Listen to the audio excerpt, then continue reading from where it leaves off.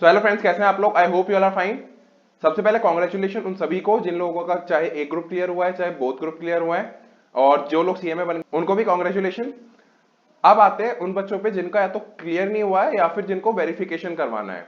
अब आप काफी सारे बच्चे यही पूछ रहे हैं, भैया हम लोग 4 मार्क्स से रह गए, 5 मार्क्स से रह गए, और हमें डाउट है, हम लोगों को लग रहा था कि हमारे इसमें 70-80 मार्क्स आएंगे बट आए उसमें 40-45 मार्क्स है, तो हमारे को शीट्स देखनी है अपनी। अब आपके पास दो ऑप्शन आते हैं शीट देखने के मामले में। एक ऑप्शन आपके पास आरटीआई, जिसमें आप 10 रुपए में अपनी सारी की सारी शीट निकलवा सकते हो, जितने भी पेपर आपने दिए हैं। आपके 8 के 8 पेपर आप मान लो जिसमें बोथ ग्रुप दिया तो 10 रुपए में आप पूरे पेपर निकलवा सकते हो, और ये 100% सही है। मैंने भी अपने ऑलरेडी सीए एग्जाम के निकलवा रखे हैं आरटीआई के थ्रू, और सीएमए से भी निकलती है शीट्स आरटीआई से, वो आपको मना नहीं कर सकते हैं। अप्लाई कैसे करना है, कहां से करना है, सब कुछ आपको मैं पूरा बताऊंगा। मिस मत करना, इसको एक भी स्टेप मिस मत करना, अदरवाइज आप गलती कर दोगे। आरटीआई अगर आपने गलत करी तो इसमें 1 महीने का रिस्पॉन्स टाइम होता है, उतने में फिर आपको दोबारा वो कैंसिल हो जाए, फिर आपको दोबारा अप्लाई करना पड़ेगा। तो मैं वही बोलूंगा, बहुत अच्छे से अप्लाई करना। सेकंड ऑप्शन आता है वेरिफिकेशन ऑफ मार्क्स, जिसमें आप दोबारा रीचेक करा सकते हो। सबसे पहले मैं इसी के ऊपर बात करूंगा जहां से आप रीचेकिंग होगी, क्योंकि आरटीआई में रीचेकिंग होती ही है, वो सिर्फ आपको अपनी शीट जैसी थी वो वैसे वैसे आपको प्रोवाइड करा देंगे, चेक्ड। ठीक है ना? तो अब आते हैं इसके ऊपर। सबसे पहले वेरिफिकेशन में आपको करना है, ये रही आपकी इंस्टीट्यूट की साइट। दोनों बताऊंगा, पहले मैं वेरिफिकेशन बता रहा हूं देन आरटीआई बताऊंगा, ठीक है ना? जो लोग आरटीआई देखना चाहते हैं डायरेक्ट, जिनका मतलब वेरिफिकेशन नहीं कराना, जिनको अपनी सिर्फ शीट्स मंगानी है, अपना ये देखना है कहां पे इंप्रूवमेंट करना है मेरे को, मतलब मान लो जिसके चाहे 150, जिसको स्कोप भी नहीं है ना कि मेरे मार्क्स बढ़ सकते हैं, वो एटलीस्ट अपनी शीट मंगवाओ और देखो कि इंस्टीट्यूट ने मार्क्स किस तरह दिए हैं। जिन लोगों को डाउट है इंस्टीट्यूट की चेकिंग पे, डेफिनेटली आपको शीट मंगवानी चाहिए। 10 रुपए में कुछ नहीं बिगड़ रहा, आपको 10 रुपए में आपको सबको शीट मंगवानी चाहिए, जिनको भी थोड़ा बहुत डाउट है। ठीक है ना? अब आओ यहाँ पे। सबसे पहले आप अपनी साइट पे आओगे, देन आपको क्या करना है, वहां पे स्टूडेंट टैब को टच करना है। ठीक है? स्टूडेंट पे जाने के बाद आपको एग्जामिनेशन, एग्जामिनेशन को देखने के बाद आप यहाँ साइड में देखोगे तो यहाँ पे देखो, यहाँ पे ये लिखा हुआ है वेरिफिकेशन ऑफ मार्क्स, ये रहा वेरिफिकेशन रिजल्ट्स। ठीक है? जैसे यहाँ करोगे तो यहाँ पे एक्सेस डिनाइड दिखा रहा है, फिर आपको रिटर्न टू होम पेज करना है, देन आप स्टूडेंट दोबारा से क्लिक करोगे। अब यहाँ पे आप दोबारा देखना, यहाँ पे आपको आएगा एप्लीकेशन फॉर सब्जेक्ट वेरिफिकेशन। अब ये इस टर्म के लिए भी अभी इन्होंने ओपन नहीं करा है, जबकि इन्होंने खुद ने ही बोला है कि 30 डेज के अंदर ये अप्लाई कर देना। और मुझे नहीं पता इंस्टीट्यूट ने अभी तक इसको ओपन क्यों नहीं करा है, क्योंकि जिन लोगों को वेरीफाई कराना है वो वेरीफाई कराएगा कैसे? इसको अभी 1-2 दिन में ओपन कर देना चाहिए इंस्टीट्यूट को। ना करे तो आप डायरेक्ट इंस्टीट्यूट पहुंच जाना और इंस्टीट्यूट को मेल कर देना कि हमारे को ये सब्जेक्ट का वेरिफिकेशन कराना है, आप हमें प्रोसेस बताओ कहां से वेरीफाई करा सकते हैं। इन रिटर्न जरूर कम्युनिकेट करना, कल को इंस्टीट्यूट ये ना बोल सके कि ये बच्चा हमारे पास आया नहीं। कभी भी आप इंस्टीट्यूट से कोई भी कम्युनिकेशन करते हो, सबसे पहले मेल पे करो। अगर आप विजिट भी कर रहे हो इंस्टीट्यूट को, चाहे आप कोलकाता में रहते हो और हेड ऑफिस भी जा रहे हो, सबसे पहले मेल डालो, देन वहां पे जाओ। अपना रिटर्न कम्युनिकेशन हमेशा साथ में रखना, ठीक है ना? ये आपको आगे के लिए बेनिफिशियल रहेगा।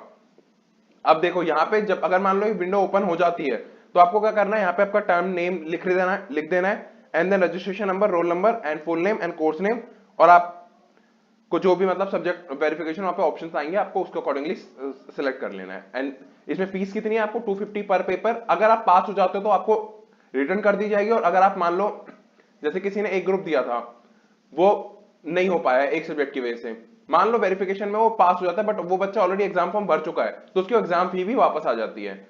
एक और केस हो सकता है, मान लो आपने 4 पेपर के लिए वेरिफिकेशन डाला, उसमें से 2 में आपके मार्क्स बढ़े हैं लेकिन आपका ग्रुप क्लियर नहीं हुआ। जिन सब्जेक्ट्स में आपके मार्क्स बढ़ गए हैं, उन उन पेपरों में उनकी जो फीस होगी वो आपको रिफंड कर दी जाएगी। ठीक है ना? जिसमें आपको मार्क्स नहीं बढ़े हैं उसकी आपको जो भी रिटर्न है वो नहीं मिलेंगे। अब आते हैं आरटीआई के ऊपर, जो सबसे मेन है और आपको मंगवानी चाहिए। इससे आप एक तो ना अपने इंप्रूवमेंट देख सकोगे, आपको इंप्रूव कहां करना है, इंस्टीट्यूट किस तरह से मार्क्स दे रहे हैं थ्योरीज में, जो आपने सब्जेक्टिव आंसर लिखा है उसमें कैसे मार्क्स दिए हैं, जो आपने करेक्ट इनकरेक्ट करा है उसमें कैसे किया है। अब देखो जो एमसीक्यू थे ना, उसमें जो आपके आंसर शीट निकल के आएगी, उसमें अगर मान लो आपने कोई अटेम्प्ट किया है तो आपने कौन सा अटेम्प्ट किया था उस पर ग्रीन टिक होगा अगर वो सही है, अदरवाइज पे रेड टिक होगा। सही कौन सा है उस पर वहीं पे ग्रीन टिक होता है। तो आप ऐसे भी मंगा सकते हो, आपको इसी तरह सजेस्टेड आंसर भी मिल जाएंगे, मतलब एमसीक्यू वाले पार्ट के लिए। बाकी के लिए तो इंस्टीट्यूट रिलीज करेगा, बोला इंस्टीट्यूट ने, देखते हैं कब तक करता है।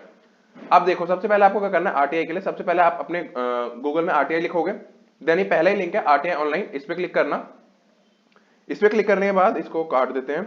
देखो यहाँ पे ना पहले आप यहाँ से भी डायरेक्ट रिक्वेस्ट कर सकते हो, और अगर आपको ऑलरेडी लॉगिन बना हुआ है तो आप यहाँ लॉगिन पे जाके वहां लॉगिन करके भी कर सकते हो।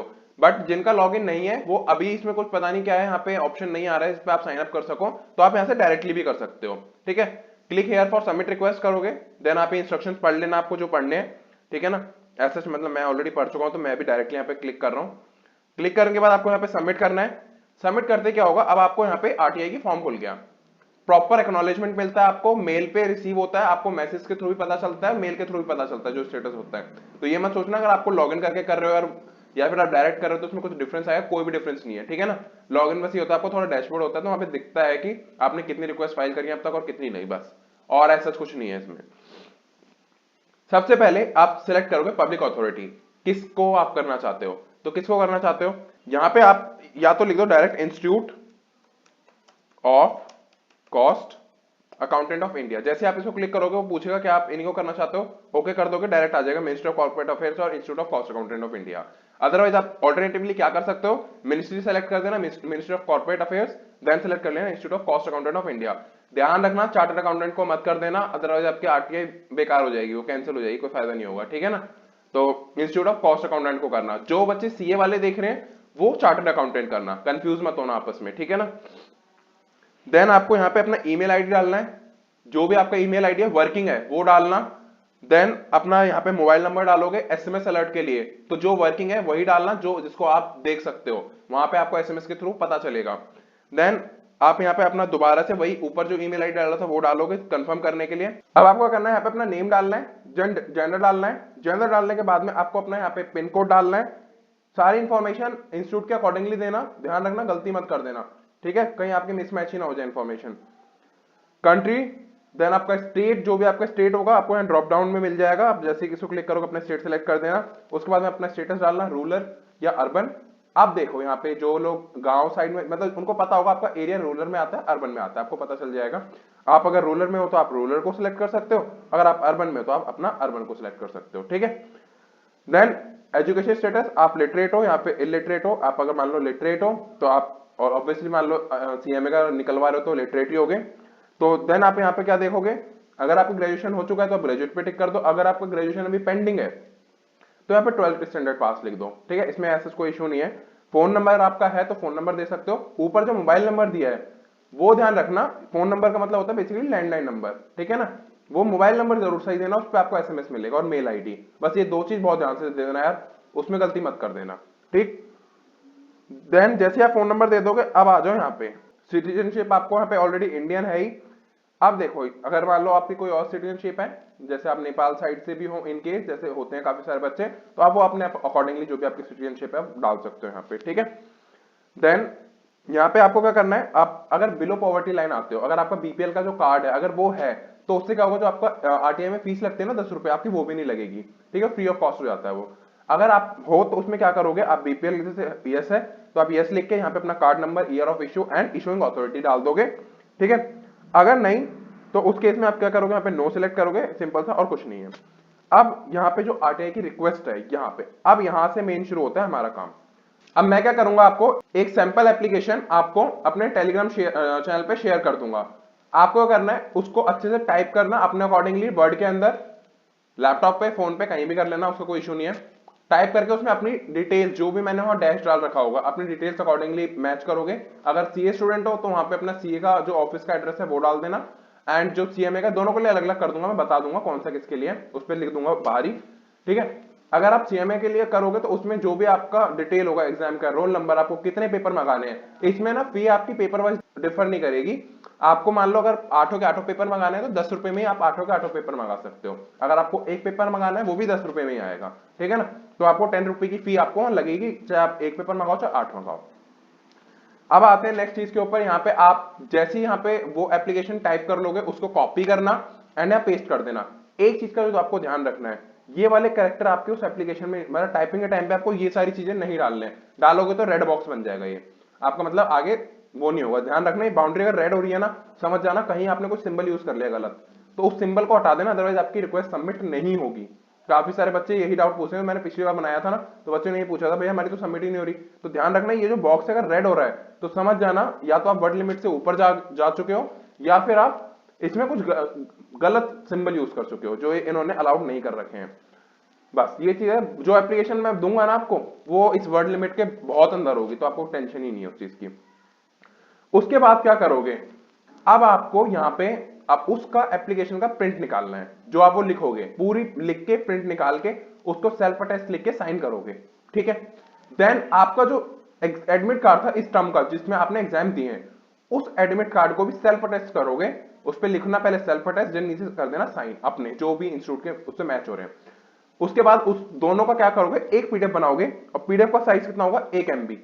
बहुत ध्यान से सुनना, जिसको डाउट है दोबारा रिपीट करके सुन लेना, गलती मत करना, ठीक है ना। 1 MB उसका साइज होना चाहिए, वो 2 पेपर होंगे, एक एप्लीकेशन और एक उसी के बैक पे आपका जो भी है वो एडमिट कार्ड, तो उनका पीडीएफ बना लेना। पीडीएफ बनाने के बाद यहाँ पे अपलोड करोगे, साइज 1 MB से कम, ठीक है। एंटर करोगे सिक्योरिटी कोड, देन करोगे मेक पेमेंट। मेक पेमेंट में 2 ऑप्शन आएंगे, या तो नेट बैंकिंग या क्रिएट चालान। 10 रुपए चालान क्रिएट करके कहीं बैंक में जाओगे, डेबिट कार्ड से पेमेंट कर देना, 10 रुपए में आपको पेमेंट हो जाएगी। वहां भी 2 इश्यू आ सकते हैं, 100 में से कोई एक जना होगा जिसको ऐसी प्रॉब्लम फेस होगी, अदरवाइज होती नहीं है कि पेमेंट कट गई हो और आपकी एप्लीकेशन सबमिट ना हुई हो, ऐसा होता नहीं है, ठीक है ना। तो उस केस में आपको क्या करना है, इनके जो कस्टमर केयर का नंबर होगा आप वहां पे कांटेक्ट करके उनको बता देना, उससे आपका इश्यू रिजॉल्व हो जाएगा, अदरवाइज दोबारा एप्लीकेशन सबमिट कर देना। वैसे ऐसा होता नहीं है, मैंने अभी तक कोई केस देखा नहीं ऐसा हो, मैं इसीलिए एक पहले से बता रहा हूं कि आप क्या कर सकते हो, ठीक है। नेक्स्ट, आपको ये डॉक्यूमेंट सबमिट करने मान लो भूल जाते हो किसी केस में, पहली बात तो गलती मत करना। देखो मैं आपसे गलती एक्सपेक्ट नहीं करता हूं, चाहे आप 2 घंटे 3 घंटे लगा के एप्लीकेशन भरो, लेकिन सही भरना। मैं आप लोगों से गलती एक्सपेक्ट नहीं करता हूं, आप लोग ऑलरेडी बहुत समझदार हो, ठीक है। अगर मान लो किसी कारण से अपलोड नहीं हुई है, या फिर आप मान लो अपलोड करा था लेकिन जो बाद में पीडीएफ जनरेट होता है एप्लीकेशन के बाद, वहां पे आपको दिखता है कि आपका जो डॉक्यूमेंट सबमिट होता है वो सबमिट हुआ ही नहीं है, उस केस में आप क्या करना, इनके कस्टमर केयर को फोन करना, बता देना कि ऐसे ऐसे ये हुआ है और हम लोगों डॉक्यूमेंट सबमिट किया था वो हुए नहीं है। उस केस में वो क्या करेंगे, आपको एडिट का ऑप्शन दे देंगे, बट ध्यान रखना ये 24 आवर्स के अंदर अंदर कर लेना, क्योंकि ये एप्लीकेशन अगर फॉरवर्ड हो गई तुम्हारे सीपीआईओ को, उसके बाद नहीं होगा, ठीक है ना। आई गेस सीपीआईओ होता है, तो उसके बाद फिर वो फॉरवर्ड होने के बाद नहीं होगी, पहले एडिट हो सकती है वो, तो शायद फिर बाद में होती नहीं है, जितना मुझे आइडिया, देखो जितना मुझे पता है मैं उतना बता रहा हूं आपको, ठीक। उसके बाद आपको क्या करना है, जैसे आप ये कर लोगे, आपका अब जैसे आप मेक पेमेंट करोगे ना, वहां पे जो भी स्क्रीन आएगी जहां पे आपका रजिस्ट्रेशन नंबर होगा उसका स्क्रीनशॉट ले लेना, एंड आपको मेल पे भी कंफर्मेशन रिसीव हो जाएगी, उस टैब को काटना मत जब तक आपको मेल रिसीव ना हुआ हो, और वो उसका स्क्रीनशॉट ले लेना, वो नंबर जो होगा ना उससे आप ट्रैक कर पाओगे अपनी एप्लीकेशन, एसएमएस भी आ जाएगा आपको एंड देन आपका मेल भी आ जाएगा। अब क्या करना है, इमीडिएटली आता है, मतलब ऐसा नहीं आपको वेट करना पड़ेगा, इमीडिएटली आ जाता है। अब आपको जो रजिस्ट्रेशन नंबर मिलेगा उसका होगा क्या, दिखाता हूं, देखो देखो हम दोबारा इस आरटीआई की साइट पे हैं, यहाँ पे क्या करोगे, व्यू स्टेटस, ठीक है। स्टेटस देखने के बाद आपको कहना रजिस्ट्रेशन नंबर डालना है जो आपको उसके एप्लीकेशन के अंदर है, as it is copy paste कर देना यहाँ पे, ठीक है। बड़ा नंबर होता है तो टाइप मत करना, गलती हो जाएगी, कॉपी पेस्ट कर देना। देन ईमेल आईडी जो आपने एप्लीकेशन सबमिट करते टाइम दी है वो दोगे, सिक्योरिटी कोड एंटर करके सबमिट करोगे तो आपको एप्लीकेशन दिख जाएगी, वहां पे आपने किसने फाइल करी है, कब फाइल करी है, इस टाइम कहां पे है, वो कहां पे फॉरवर्ड करी जा चुकी है, वो सारा स्टेटस वहां पे होता है, और कोई अगर आंसर आपको मिल गया है तो आपको आंसर भी नीचे होगा। वहां पे आप अपना व्यू एप्लीकेशन करोगे तो वहां पे आपको दिख जाएगा कि आपकी एप्लीकेशन किस तरह से है, आपने पूरा पीडीएफ जनरेट हो जाता है जो आपने पूरा फिल करा है, जेंडर वगैरह, नेम वगैरह, जो आपने एडमिट कार्ड सबमिट किया, जो एप्लीकेशन लिखी है, वो एज इट इज पूरा का पूरा, और सपोर्टिंग डॉक्यूमेंट क्या लगे हैं वहां पे आपको सब कुछ दिख जाएगा, ठीक है ना। कोई भी इशू आता है मुझसे पूछ लेना कभी भी, अगर यूट्यूब पे कमेंट पे आपको रिप्लाई नहीं मिल पाता क्योंकि बहुत सारे कमेंट होते हैं तो कभी कभी हो जाता है कि मिस हो जाए कोई कमेंट, आप मेरे से टेलीग्राम पे पर्सनली पूछ लो, या फिर आप इंस्टाग्राम पे पर्सनली पूछ लो, ग्रुप में पूछना है ग्रुप में पूछ लो, पर्सनल डिटेल शेयर मत करना ग्रुप के अंदर, वो मेरे को पर्सनली बताना, कुछ बताना है तो उसके अंदर मत शेयर करना, ठीक है ना। तो ये चीजें, अब वापस यहाँ आते हैं, ये सबमिट कर दो। जिन लोगों को भी थोड़ा सा भी डाउट है कि हाँ हमारे नंबर ज्यादा आने चाहिए थे बट हमारे कम आए हैं, या फिर आपको देखना है कि मेरी चेकिंग हुई किस तरह पेपर में, मैं ऐसे कौन से एरियाज हैं जहां पे इंप्रूव कर सकता हूँ, थ्योरी में उसने किस हिसाब से एग्जामिनर ने मार्क्स दिए हमको, अगर हमें ये सारी चीजें देखनी है, 10 रुपए लगाओ, अपनी सारी शीट निकलवाओ, आराम से देखो, सही बता रहा हूं, बहुत आराम से देखो, आपको कोई इशू नहीं आएगा। आप कोई बच्चा कहे, अगर मान लो जैसे अफवाहें उड़ी रहती हैं कि इंस्टीट्यूट आपको बाद में उसके लिए बोलेगा कि आपने आरटीआई क्यों लगाई, कोई कुछ नहीं बोलता है, ये कहने की बात है, उनको कोई फर्क नहीं पड़ता, उनको दुनिया भर की आरटीआई रिसीव होती हैं, ठीक है ना। तो इस चीज को लेकर बिल्कुल दिमाग में 1% भी मत रखना, मैंने खुद ने सी इंस्टीट्यूट से शीट्स मंगा रखी हैं, मैंने अपने भाई की मंगाई थी, तो उसका कोई भी ऐसा इशू नहीं है, कुछ भी नहीं होता है, ठीक है ना। मैंने तो अपने भाई की उसका फाउंडेशन क्लियर हो गया था, पास होने के बाद मंगाई थी, उसको दिखाने के लिए कि उसकी लॉ की चेकिंग किस तरह हुई हो, इंटरमीडिएट में गलती ना करे। तो इसीलिए बोलूंगा इससे कुछ इशू नहीं होता, कुछ भी नहीं होगा। Thank you so much for watching this video. इस वीडियो को शेयर जरूर करना है अपने फ्रेंड्स के साथ में, से ज्यादा लोगों के पास इंफॉर्मेशन पहुंचे। और अगर आप लोग चेकिंग में कुछ भी गलती देखते हो, डेफिनेटली आप मुझे बताना, ठीक है ना, डेफिनेटली आप मुझे बताना, उसको फिर हम सबके सामने लेके आएंगे अगर आपके साथ कुछ गलत हुआ है, ठीक है। तो उस चीज का आप टेंशन मत लेना, आपकी तरफ से मैं हूं, मैं आपकी वॉइस रेज करूंगा, आप मुझे बताइएगा क्या गलती हुई है। और आप लोग मंगाओ शीट्स को और देखते हैं फिर क्या है। अगर आपको कोई भी डाउट आता है मुझसे बेझिझक होकर पूछ लेना। फिलहाल आज की वीडियो में इतना ही है। अगर आप लोग नए हो चैनल के ऊपर, प्लीज सब्सक्राइब करना चैनल को। अगर आपको चैनल का कंटेंट पसंद आ रहा है तो शेयर करना अपने फ्रेंड्स के साथ में, कमेंट करना अपना फीडबैक, अपने सजेशंस, लाइक करना वीडियो को। तो यस, मिलते हैं नेक्स्ट वीडियो के अंदर, जब तक के लिए take care, bye, stay connected.